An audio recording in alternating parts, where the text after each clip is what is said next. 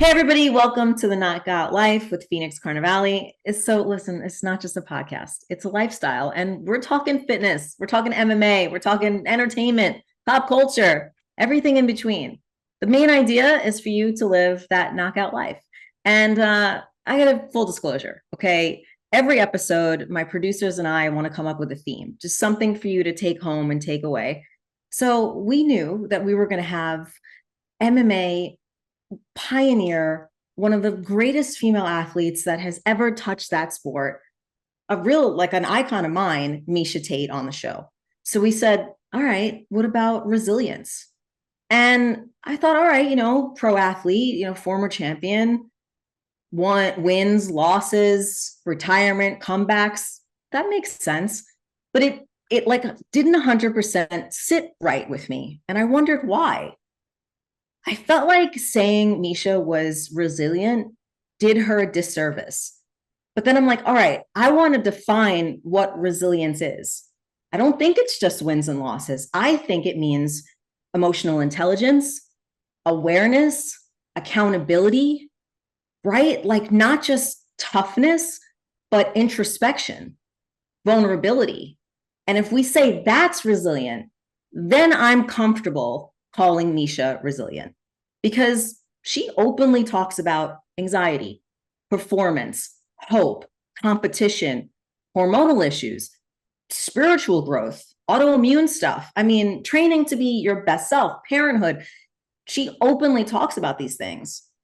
There's highs and lows, as you know, for professional athletes, but there's like highs and lows for us as human beings. And when we have emotional intelligence, when we can face hard things, when we're open to that spiritual growth, then I'm happy to say and welcome the very resilient UFC fighter, mother, and fitness icon, Miesha Tate, to the show. Hey, Miesha. Thanks. That was such a great intro. I love that. So how do you define resilience then? That's a good thing. That's a good question. I feel like you did a really good job. I think for me, resilience also has a lot to do with grit. Just um challenging yourself, intentionally or whether life is just, swinging at you and taking those challenges and making more out of them, making the most out of them. And I think that's really what it is like not sinking under the pressure, but rising above. And, temporarily you might feel like you're swamped and you feel like you're going down. And that's where resilience is born. That's where it breeds, that's where it lives, is under the water. And the resilience is really what gets you back to the surface and fighting for better, for more. You've been very open about kind of your growth and the roller coaster ride that this sport has put you on. I want to start at the beginning because we've been involved with it when it kind of wasn't cool yet, and it wasn't fashionable yet, and it wasn't everywhere yet. So, what made you do something that was so unbelievably different than the norm? I feel like it really boils down to the fact that I just wasn't afraid to take chances, and I wasn't afraid to try something that other people weren't doing yet, which I didn't even know it would be a yet. It's just that, other women weren't doing it, and I had to just be okay with that. And um, when something speaks to me, I'm just one of those people that isn't afraid to give it a go, because I kind of describe this like having this metaphorical house. And every time that you build your metaphorical house and you take a risk and maybe you burn the house down, you get to build it again. And each time you do that, you become more and more confident in your ability to rebuild. And there comes the resilience piece, that resilience of knowing that you can hit rock bottom, you can lose everything, but you are self made and you can build it again. And once you realize that, then every risk that you take becomes a little less scary. Not because risks aren't scary, I think inherently they are. And that is why I personally seem to pursue risks. I don't know what it is about me that likes to take risk, but I guess I would say that I've learned that there's so much to learn about myself when I take those risks and when I fail and when I fall on my face and when I burn the metaphorical house down and I have to build it again. Knowing that I can do that makes me want to take more risks, because every time that I reinvent myself and I pop up to the surface again, I have this new found appreciation for my resilience and for myself. There's a, I feel like it's just becoming different now in terms of like what's masculine and what's feminine. It's like what we enjoy and what we don't enjoy. Very similar to you. I love my hair, my makeup, my nails, my clothes. And I was like that as a very little girl, but I also liked boxing. You know what I mean? I also really liked to, we were considered tomboys back then. So for you to take up wrestling, which was like a very, at that time, a male dominated thing, how did you sort of deal with the fact that like maybe they didn't accept you in the beginning? Yeah, they certainly didn't, at least not in my perception. They didn't think that girls belonged. And that was certainly the connotation around contact sports. It wasn't for women and it wasn't for girls. And if a straggler or two came out on the team, it was kind of like, let's just show them what's up and they'll get the memo and they'll get out of here. And I just wasn't cut of that cloth. It was like the harder that they made it, the more that I loved that sense of digging deep and rising above. And it really taught me that I'm capable of doing tremendously difficult things. And that in itself is an addicting quality. It's an addicting trait. To know that you can get through hard times is very powerful. And I think that's what kept me coming back every single day for wrestling practice and eventually leading me into the MMA lifestyle and fighting. Yeah.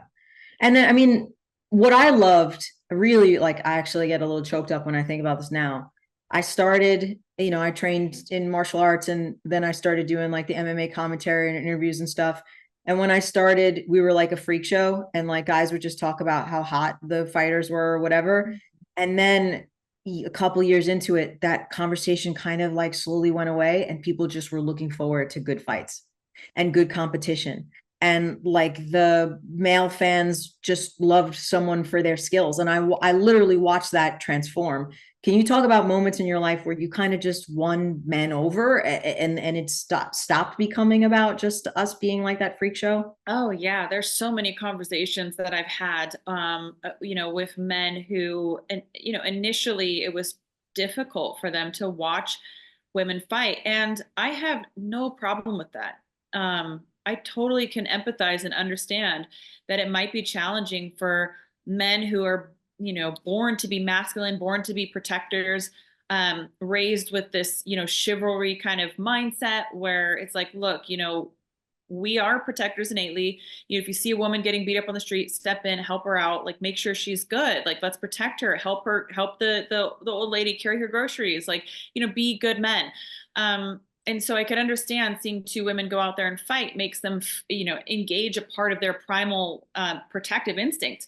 However, what I found with time and through conversations is they've begun to understand that there are two willing participants who aren't that different from a male counterpart, and we just love to compete, and we love what the sport can provide us with, and that we deserve the same opportunities. And these men really are very capable of changing their minds and capable of changing their perception. It's just when something's new and you don't really understand it, it just takes time to evolve, just like the sport itself. It takes time to evolve the perception. And I think that's something that I was so glad that I learned at 15 when I went out for the wrestling team and they just didn't want me there, to 4 years later winning the coaches award, given out to one athlete that embodies what it means to be a wrestler. And that was one of my biggest accomplishments, if not my biggest. I would say, more important than my world title in the UFC, because it was the precursor. And without that,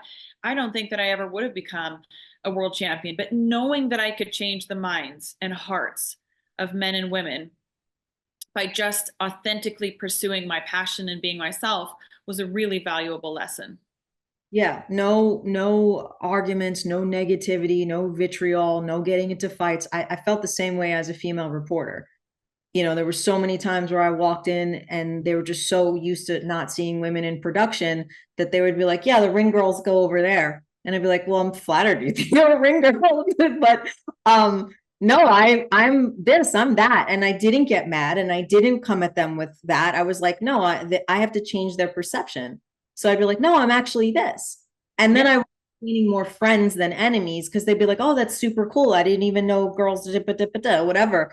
And I was like, this is how I'm going to win them over. I'm going to open myself up to like having these conversations. Cause like you, I get that it's really hard for men sometimes as protectors to see us like hurt ourselves and da da da. I have three brothers. I'm the son my father's always wanted though. I was like the tough one, but I really loved that. And I find that as much negative stuff I've had with like, guys and sexism in the industry, I've also experienced really positive, supportive, men in your corner who believe you can do it. Do you have any experiences with like really positive male influences with you in this sort of, at the time, very male dominated sport? Yeah, absolutely. And I think if it wasn't for those men who were secure enough in themselves to be secure enough in a woman pursuing a male dominated sport and ambition, then I wouldn't have maybe had the same opportunities. And this goes throughout history. We have to be grateful to those men who are strong enough to be men in themselves and allow women to be as great as we can be and fulfill our dreams. And I say allow because we still live in a male dominated world. And there are a lot of great men out there who will go to bat and fight for women's rights. There was a time when women couldn't vote. And if you think it was women all alone who changed that, you're crazy. There were a lot of men out there saying the same thing, like, hey, my wife deserves to vote, my sister deserves to vote, my mom deserves to vote. These women deserve the equal rights. And we see men all the time, wanting women to be able to pursue and their dreams. And there's certainly a lot of men throughout my career that were very pro me being able to do those same things that they do. And that's not to say that sometimes it didn't take a little bit of changing of mind, a changing of heart, again, because of that kind of protective mechanism or just not quite understanding. But it was the same approach. It's like, instead of, coming out there and coming in hot and just, having an attitude and just, not being open to conversation, but just expecting them to feel a certain way about something with no prior knowledge. That doesn't help. It doesn't help change anything. I think you have to be willing to understand that other people come from different walks of life, and it doesn't always mean that you can't always take it personal, right? It's not always a personal attack. Sometimes people just don't have the knowledge yet. They don't quite understand it. And you can definitely place a lot of value in having a heart-to-heart conversation and the opportunity that can, change and springboard a whole different mindset for the people around you and that work with you and work by your side. But, for me, showing up every day in practice and not segregating myself, just working hard and being diligent and running the sprints as hard as I could at the very end of practice when everyone's dead and keeping the boys on their toes. It's just natural for them to start to respect you. It really is. So it's not even that difficult. Most men out there are not bad men. Mm-hmm. Most men are not, and they will come around if you just have a genuine conversation or you prove it through your work ethic. Yeah, I do agree. We're in a generation like quite frankly, like we've all had our ups and downs in relationships. And I've had like my especially the younger girls, like, I don't need no man. I'm like, you don't, but you also do. Not because you need a man, but because people need each other. Yeah. And 100% better together. Like, listen, I could put up my shelves, but I don't want to. You know what I mean? Yes. I have no problem making you a sandwich, but I'm doing it not because I'm subservient to you. I'm doing it because I care about you and I want to see you eat. And like, that's the difference. Like, I really don't like these weird divides with men and women anymore or relationships anymore. I'm like, no, we are supposed to care for each other, like as partnerships. Yes. And I know, like, as a fighter, it's a very selfish world. You know, how do you juggle the things that you have to do to be a partner, to be a mother, to be a fighter? Like, how do you find that very sort of womanly, vulnerable side with this like very intense athlete warrior side? You know, how do you put that all together? Yeah. Well, I would say in my first relationship that was very, I would describe as very toxic. I think that weak men create strong women because when you don't have a good, strong male presence, you have to become what you don't have. And I think a lot of women are struggling with this. And I think sometimes women think that they want a certain trait out of a man, but really, strong women want strong men. Period. End of story. It is not attractive if you constantly cow down and you are submissive as a man. Now, again, it goes back to partnership. It goes back to caring. It goes back to giving 50-50. But I just still believe in my heart of hearts, as much of a, some people describe me as an alpha female. And I think that I am, but I need to know that the man is the rock because it allows me to make uh, a house, a home, because I know he's got it. Like he's the backbone of the family, and I need to know that his strength is right there, and all that I have to do is like fall into my feminine energy and just let the rest be, and it's just so natural and easy for that to happen. So I've experienced both sides of it, and I'll tell you, when I'm allowed to be the woman that I want to be, I'm a pretty fucking awesome woman. I think, I'm pretty like I feel like I'm a great mom. I work really hard at it. I love my children fiercely. Um, and I love my man fiercely. And I cook 3 meals a day and I literally walk around my house barefoot, and it's like that, like, and I've been, barefoot and pregnant, how they say that in the kitchen or whatever. And I love it. There's like literally nothing wrong with that. As long as that is not what I'm reduced to, it's not what I'm forced to do, but it's where I'm finding my fulfillment because I've already leaned into my masculine energy, in a prior relationship. And I've already, I also, had some issues, I would say like, some abandonment issues a little bit growing up as a little girl. Didn't always have that, consistent, wholesome relationship with that father figure. And I think I became what I was missing. And it was a lot more taxing. And it's not that, we can't do it. We can do it all, but who the hell wants to? Like, who wants to have to do it all? I love the balance and structure that my man brings in the relationship. And I really wouldn't want to do it other way. I'm capable. I know that. I'm absolutely capable of doing it. But together is so much better and it's so much more powerful and it's so much easier and it's so much less stressful. So I'm with you on that one. There's not much more, I guess, that I could say about how beneficial it is to have that balance and energy, and even like my male friends and things like that. I used to have an issue when, I used to have a chip on my shoulder. Like, for example, I remember being a young teenage girl and my parents they still live in the same house. So there's like a little cottage that's separate from the house. And, occasionally we would have like different, family friends that would stay there or live there or whatever. And there was this man with his like kids that lived there. He was Womanian and such a nice guy. A lot of respect for women.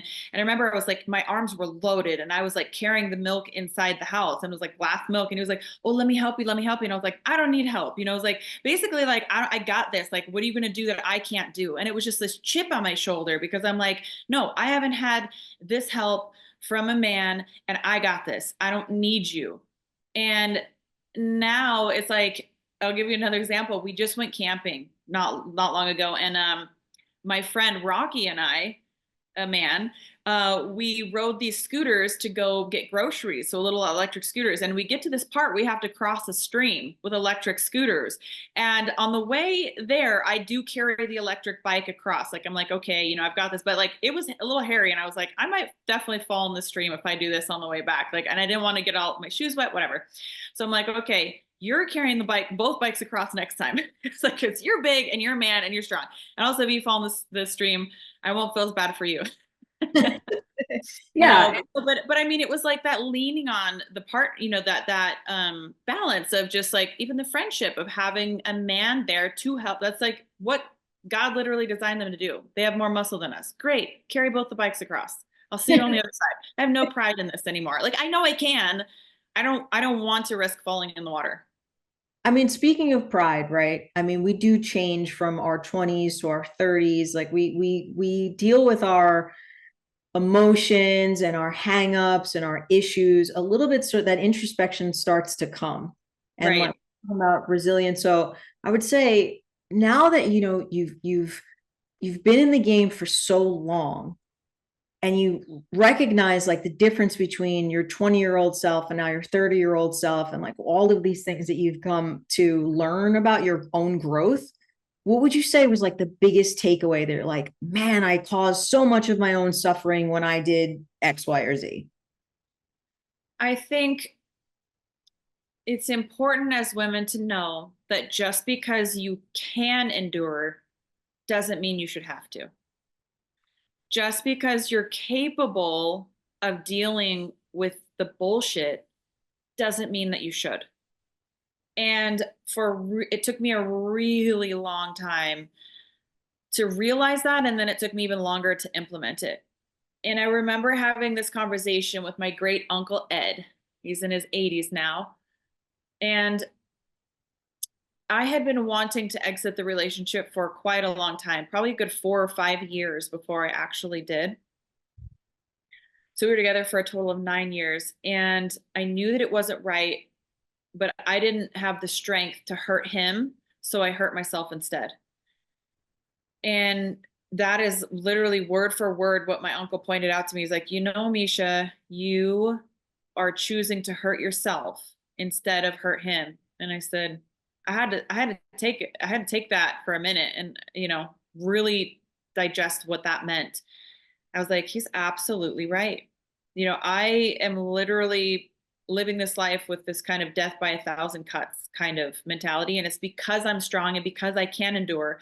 And anytime that I would want to leave the relationship, it's like he was going to kill himself. It was like this big, like he couldn't hack it. And then I would be responsible, and I just thought, well, gosh, maybe if I can get him to a better place, like every time there was just some reason for me to stay in, until I realized that I was contemplating whether my life was worth living.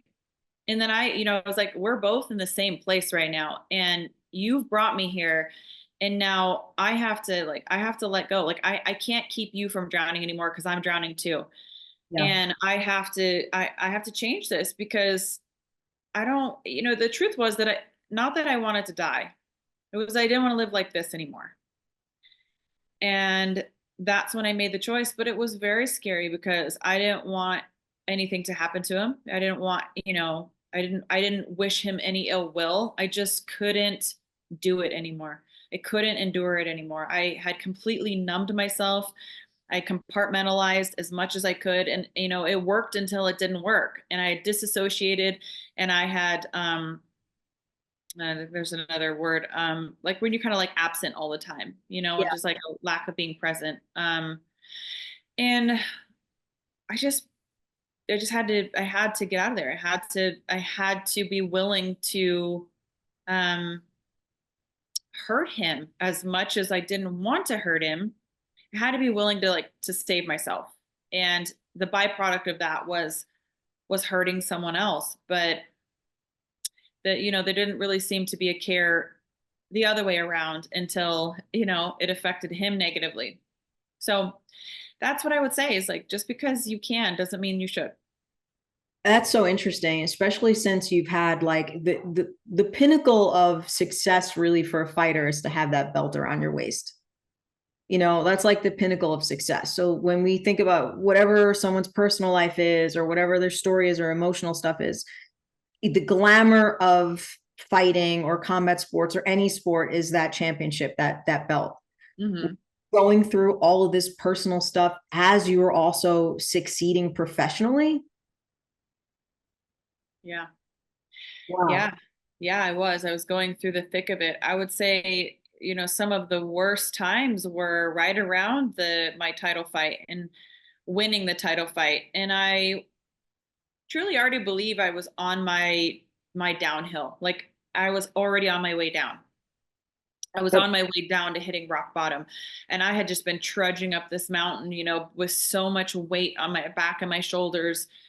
And I'd isolated myself from my family and my friends, because it was just too difficult to have to like live with this other person and deal with, the consequences, I guess you could say, of the mental and emotional beratings. It was just easier to just not do those things, like not talk to people about it, not.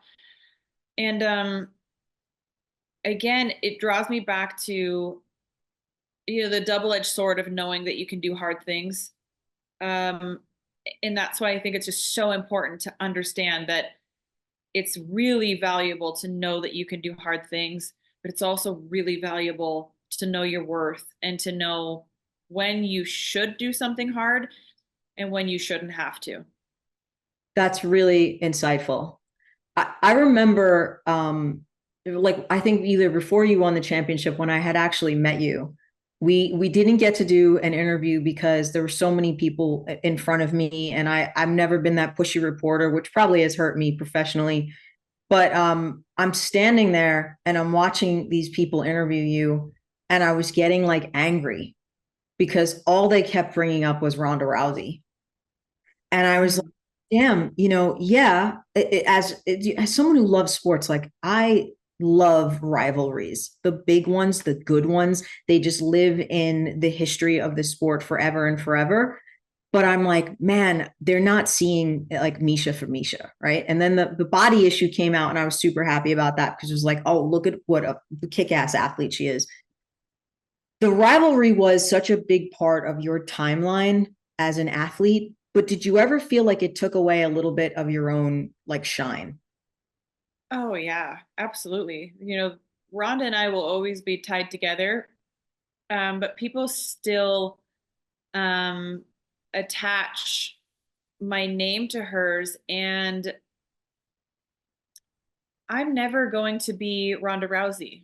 And by many definitions, I probably will never be as successful as Ronda. I'm not going to be in Hollywood movies, most likely. I'm not going to get into the WWE. It doesn't seem like. And, I got to give her flowers when it comes to, her talent, being an Olympian, being a multiple time UFC world champion and dominating in the sport for so long. I mean, those are great things, but like I don't realize that I don't need all of that. Like that doesn't make or break me. I still am who I am at the end of the day.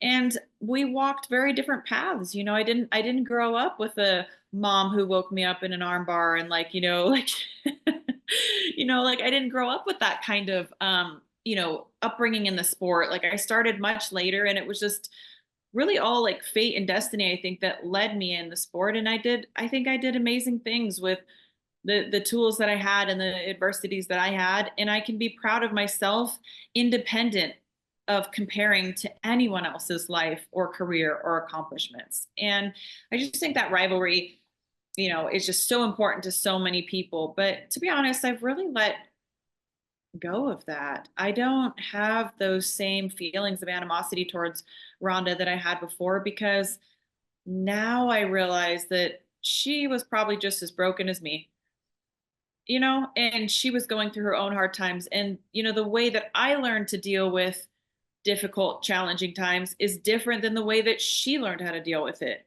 And she may have had a worse attitude about it. She may have still been that girl with the chip on her shoulder, even in her late 20s and 30s, and possibly still now, that's still like how I was. Like, don't grab the milk from me. I don't need you.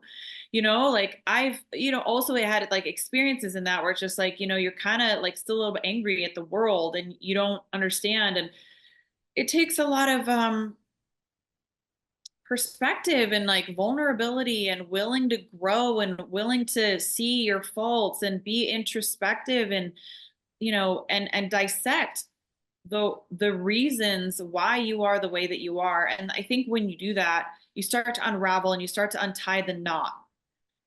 and you start to be able to like let the guard down and let the shield down and just be more empathetic and kinder and all of the things, you know? And so I'm grateful that I've had the opportunities to do that.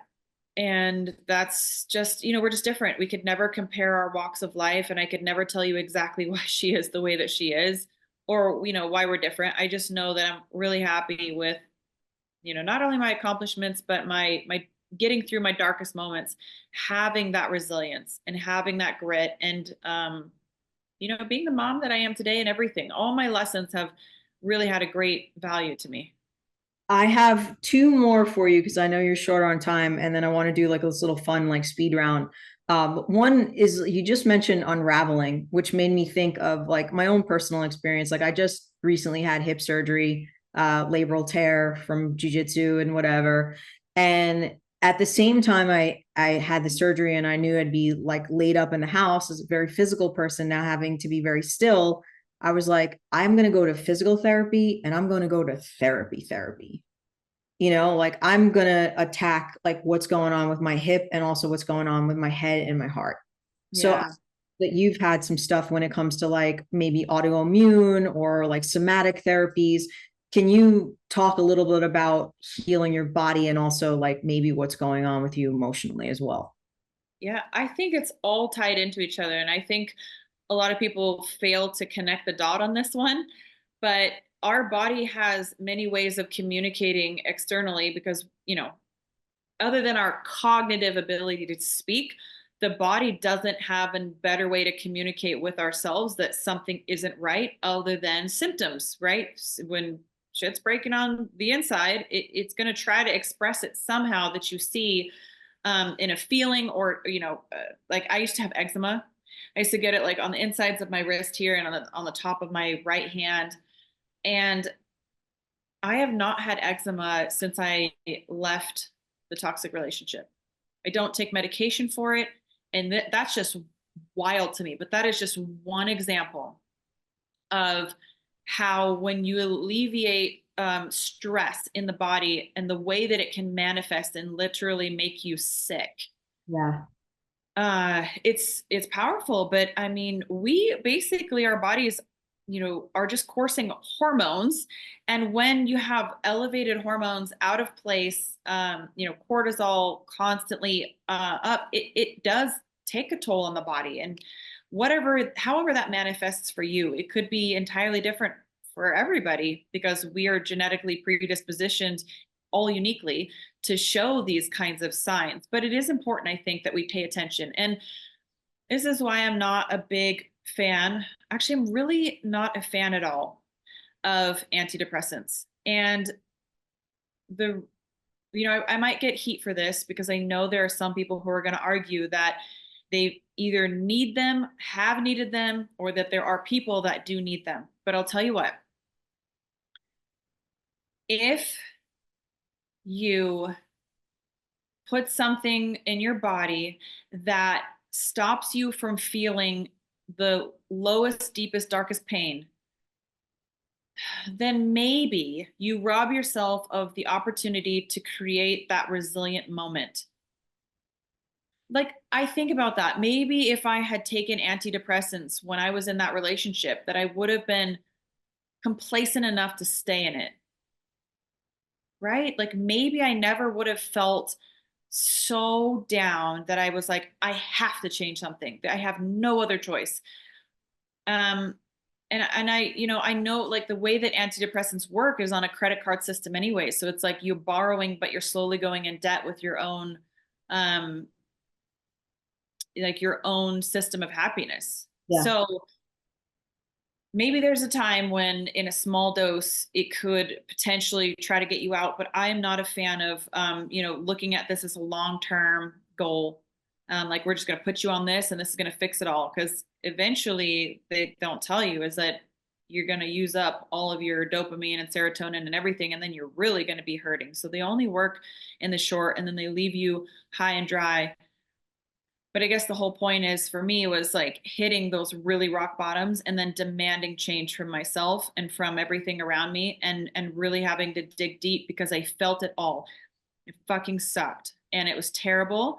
and I hated it, and I was super depressed, and I cried, and I didn't know what to do. I didn't know where to go. I didn't know who to turn to, but I just did what I could for it by like listening to myself. So I divorced myself of the sport and the relationship, which were both my identity. Yeah. So I didn't know who I was going to be. Yeah, it's a breakup, a breakup with your career, or like MMA, which is almost like a lover, right? Because you Yeah. spend so much with it. Then a breakup of an actual breakup, a breakup of a career. And I'm guilty of this too. You put so much of who you are into what you do, Yeah. and then when it's all gone, you sit there and you have to go deep. Like you have to go like, well, who am I as like an actual human being? When you came out the other side of that, like, okay, I'm retired, like I'm done with MMA. Like who then was Miesha Tate? Yeah. Well, it was really scary. And at the same time, it was a relief Mm-hmm. because I removed the pressure, but I didn't know what to replace it with. So I felt very kind of like empty, like naked, basically. I didn't know. It was like, how do I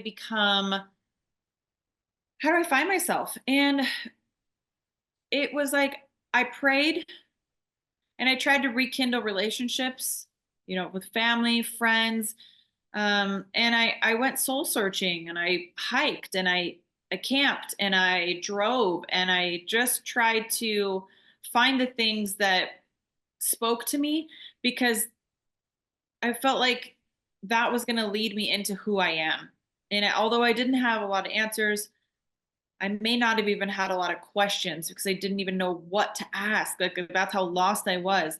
But I just knew that I had to change things and hope for the best. And it really was a very powerful um, moment in time and over time. That transition of really finding myself and realizing that you could take away all of my titles. um, we take a lot of things for granted. You could take away everything that I've ever done, but you can't take away my spiritual relationship with Yeah. myself or with a higher power, with God. You can never take that from me. And I think I found a lot of solace in that. I found a lot of power in knowing that I have something that nobody could ever take from me. And I think those relationships are important. I like agree, especially, you had said like you'd gone hiking. I think for me, I find God like just in nature. They're like it's where I can connect with it the most, whatever it is. It's like 100% like I'm like, all right, that's it. I can feel that there. You Yes. know, it's just so interesting. And I've talked to a lot of people who feel that way. Yeah. Yeah. Yeah. I So find God for sure. I find the spirituality when I'm out hiking, and I love it. It grounds me again. It's like it's not about unplugging for me. It's like plugging into a different source of energy that just really is actually fulfilling as opposed to draining. it's scientifically proven that there is an actual energy field that you're feeling like when you're out in nature. Like, I mean, like I forget the Japanese call it forest bathing or whatnot, but it's like if I'm super stressed, I'm like, I need to go to like a beach or a forest or a mountain like that. Like, that's where I'm gonna kind of get rid of a lot of the noise and Yep. like reconnect. So where are you now? I mean, you came back, you decided to fight again. What do you think is next for you?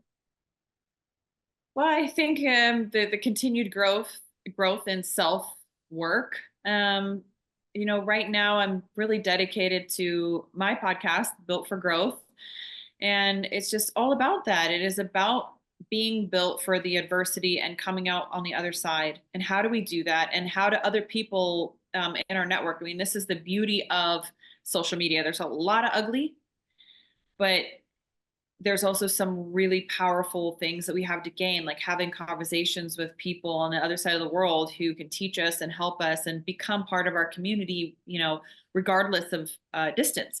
And so when I sit down and I talk to these people, I'm just so inspired, and I feel like I learn how to level up in life and continue to get better. And so that is my passion project right now, is pursuing the podcast. And otherwise, I believe I will fight one more time. There's a possibility that I might have one more kiddo too. So there's a lot to be kind of figured out and see what happens with all of that. And looks like we're gonna buy a house in Boise, and then so we'll probably end up there. And I don't know, I just want to continue to connect and be a better mom. Like I'm always, I mean, I could feel like I'm doing a good job, but I'm also battling the normalities of the world that I don't agree with. Like people think I'm so over the top when it comes to what I feed my children, but you know, it hurts me to like give them a bag of goldfish because I know that even though that's a perfect, seemingly innocent kid snack, it's like, but once you know it's sprayed with glyphosate Yeah. and potentially atrazine and these things, and then you look into those, you see what they do to insects and to frogs, and it's like, wait, what? Like you can't unlearn it, and I'm just like, I can't ever be okay with it, and it's like so hard for me. Atrazine is something that was originally used to chemically castrate pedophiles. Yeah. And so it's like, I think the second most widely used pesticide in the United States. And it's like, oh, so what do you think that does to a little tiny embryo, a little tiny fetus inside of a mother's body when most of the things that she's eating has this sprayed on it? You think that that maybe could affect the outcome of this child in any way? And when, as a professional athlete, I've always played a game of 1%. You want to be 1% better, like the smallest, tiniest, teensiest edge that you can get could make or break whether you become a world champion or you don't.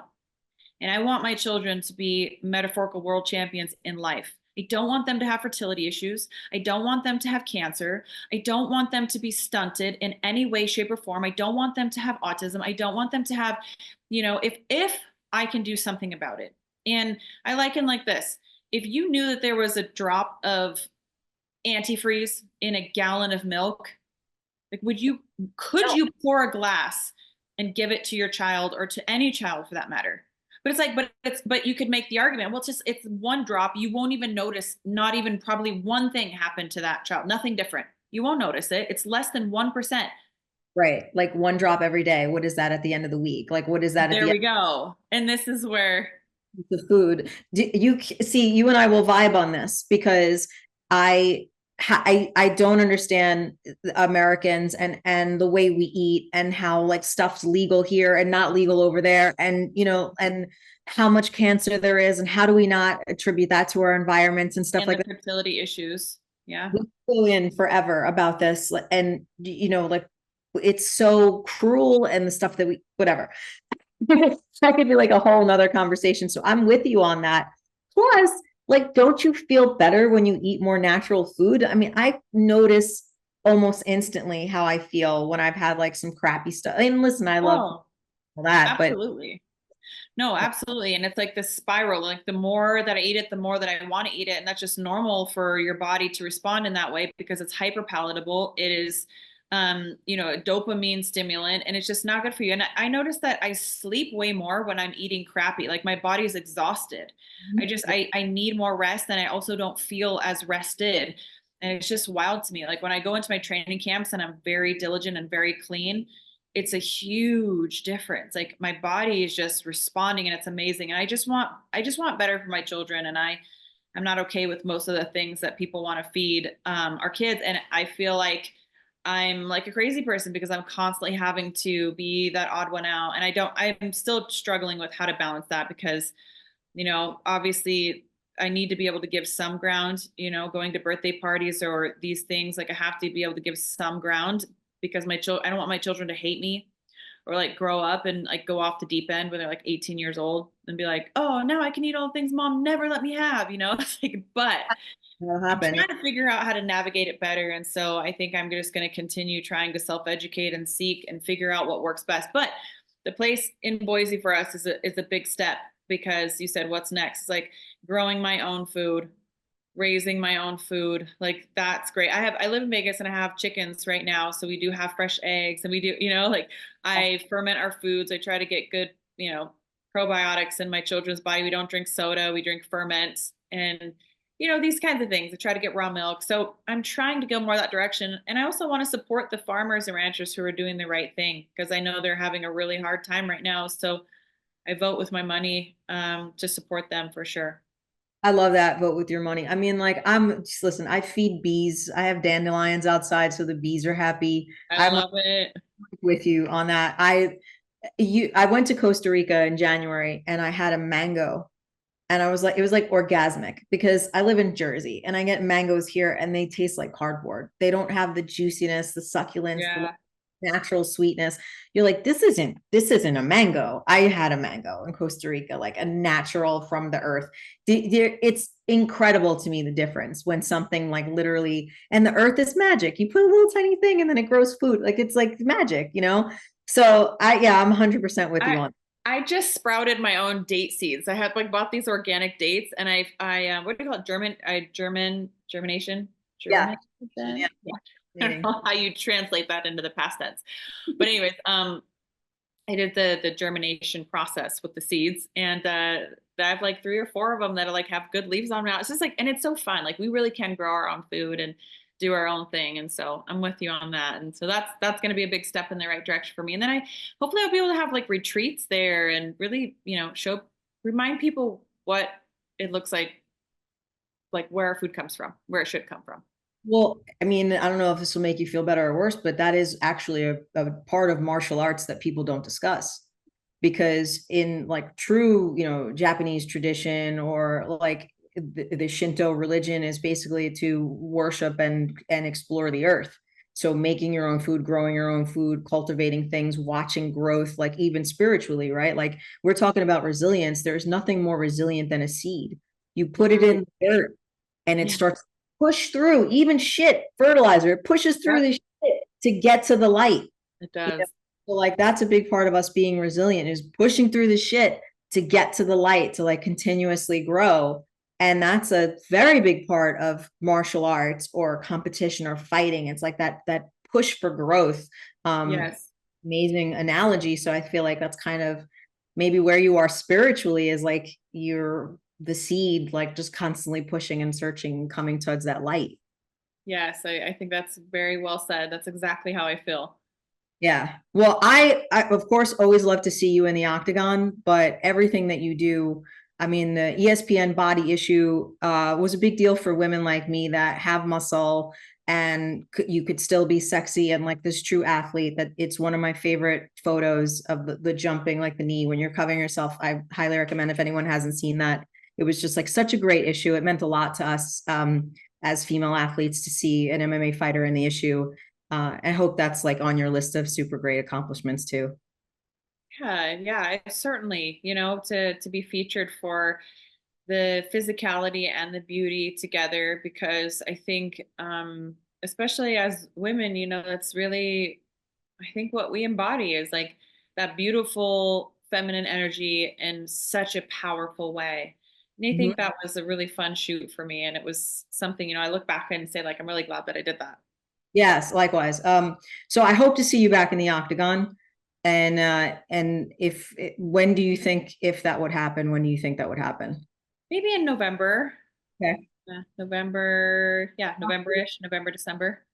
That means possibly in New York. Yeah, possibly in New York. Hope so. I hope so because I'll be there. Uh, Okay. we're gonna do this like speed round question. I'm gonna ask you a bunch of questions, so you can just say whatever comes first to mind. Your favorite fighter growing up? Randy Couture. Good answer, right? Current favorite fighter? Current favorite fighter is probably, oh, there's so many like good ones, but well, she just retired, but I would say Molly McCann. Oh yeah, Or yeah. Molly, yeah, she just retired, but otherwise, like, still feel like she's like my favorite. I just adore her in every way. Patty's great too, but Molly's just a special person. She really does embody that growth and overcoming and the adversity and, just defying all odds. And she's just a beautiful person. Childhood celebrity crush. Oh, my childhood celebrity crush was Leonardo DiCaprio. A good one too. Okay, song that gets you through a tough workout. Oh gosh. Um, I would say Well, to be honest, I don't listen to much music when I work out. I usually am like, I like the quiet because my kids are so loud all the freaking time. But the song that comes to mind for me is like Eye of the Tiger, which is like such old, funny, like, but it's like, it's also because it's like that 80s kind of rocky like vibe that's like, it's funny, like it's uplifting to me, you know? It's from that wrestling movie. Yeah, it will. If you heard that in Walgreens right now, you'd want to train. Like it's just Yeah. true. Uh, Weird or special skill. Weird or special skill. Well, I can bake a mean cupcake and I can bake sourdough. And I ferment a lot of food. I think I mentioned that earlier. I feel like that's a special skill these days. Not a lot of people ferment a lot of food. So Oh, important. Gut health, though. gut health, yeah, it's really important. So I feel like that's a good thing that I do. Otherwise, if I was thinking about a weird one, I have to think about it a little bit longer. What do you spend your weekends doing? I usually spend my weekends trying to entertain my little nuggets and have fun with them and clean my house and get ready for the week. But like I try to get them outside. It's really hot right now in Vegas, but I try to get them out doing things and just spending family time because, during the week it's like you don't, everyone's busy. It's like we're work, work, work, work, work. So how can I be present with my kids? And that's what I'm trying to do on the weekends usually is be present with the kiddos. Movie you can quote from top to bottom. Ooh, I would say Braveheart. Oh, that's a good one. Advice you instill on your kids. Um, I what I want to instill in my kids is that they should know their value and their worth. And when I say that, I don't mean it in an arrogant way. I mean recognizing when someone is not speaking to you with respect because you're worth respect. And recognizing when someone isn't being kind to you because you're worth being kind to. And then what do you do about that? Do you change who you are and do you become unkind? Do you lower yourself to that person's energy? Or am I able to instill in them that we don't need to take that personally? Like this person maybe hasn't figured it out in life yet, or maybe they're having a hard day, or maybe they've had a really tough childhood and they just don't have better skills yet. Like deflecting that essentially and allowing my children to understand that just because people are unkind or disrespectful doesn't mean that we have to, put up with it, endure it, and hang around and take it. But it also doesn't mean that we need to reciprocate and be unkind. And, it's better, I think, to treat that with more kindness or remove yourself from the situation. Um, so I just want them to know their value and I want them to know their worth in life, in the world. And I want my children to change the world for the better. My children are so beautiful. I'll give you one story. Like I want my children to see everybody for their equal value and equal worth. Um, we were walking into a Sprouts, my daughter and I, and there was a homeless man sitting on the concrete outside the door, and he was opening a sandwich to eat it. And my daughter noticed him. There's many people just walking by. People don't usually like to sit and make eye contact or, to make eye contact at all with people who are homeless, which now I make an effort to do. Like, even if I'm not giving them anything like money or anything like that, I still want them to know, like, I see you and you're still valuable, just like a simple smile. But she asked me, about him and whatnot. And I said, honey, he probably has some childhood trauma. He probably, had a rough life. He hasn't moved through it and he's homeless. And I don't know his full story, but I know that most people who end up in the situation like that have had it pretty hard. And she, on the checkout, she got stickers from the lady on the checkout and she says, Mommy, I want to give this to that man that's sitting out there because like she just like wanted to do something kind for him. Yeah. And it's just really, that's like so beautiful to me. Like that's what I want for my children. I want them to see people. I want them to love people and I want them to help people. But all at Yeah. the same time while keeping their integrity and their value and their worth intact. I love that. I really love that. It's very human. And I mean, yeah, like how could you not be proud of knowing your kid is empathetic and, you know, Yeah. And I'll tell you what, the smile on that man's face, I will never forget that because it was the act of kindness. yeah, It like it appeared anyways that that was worth more than $5 or $10. It was like somebody saw him and had value for him, and it was beautiful. that's really nice. That's a really great story. Okay, so what you're in Vegas. What would you tell someone if they're coming to Vegas, like a must see, a must do while you're in Vegas? Well, me personally, I like to get out and hike the Red Rocks. I think going out there, I love Calico Basin, especially in the springtime. There's kind of this tank, they call it, it's like a pond basically, and it's has like frogs and it's beautiful. It's amazing. So getting and seeing the other side of Vegas is certainly something you must do. But if you're going looking for something on the strip, I say Cirque du Soleil show. I mean, the athletes, the acrobatics there, like you cannot go wrong with any Cirque du Soleil show. It's absolutely incredible. And for me, it's a must see. Oh, so agree. Okay, last two. Oddest thing that's ever happened to you or been said to you during a fight or a training camp. Oh, the oddest thing that's been said to me. Well, that's a good question. I don't know if the oddest thing. I feel like when things are weird or odd, like sometimes I put them out. Like I don't store things like that. So unfortunately, I don't know if I have like a good answer for that. But I know that I've been asked a lot, like, do you think you're gonna win? And a lot of times, like from people who want to bet on you, they want to know, like they want to get inside your mind, and you want to know. It's like, well, I have a pretty toxic trait of thinking I'm always gonna win. It doesn't always work out, so I don't know what you're trying to get at, but yeah, I think I'm gonna win, and I don't know what to tell you. Like, what do you want from me? I can't. I'm always gonna say like I think I'm gonna win. Yeah. So like any questions like that, I think are always just strange to me because what other answer would you ever expect? I Um, cringy ones. Like I've seen a lot of like MMA reporters be like, "Are you ready?" Like obviously, like they're yeah, ready. Why that would you one. like? There's stupid shit like that. I'm always like, I'm like, oh, God, there's so many other things you can ask. I mean, and obviously for you guys, you could be on autopilot because it's a lot of the same questions, and clearly it has to be because it's going to different media outlets.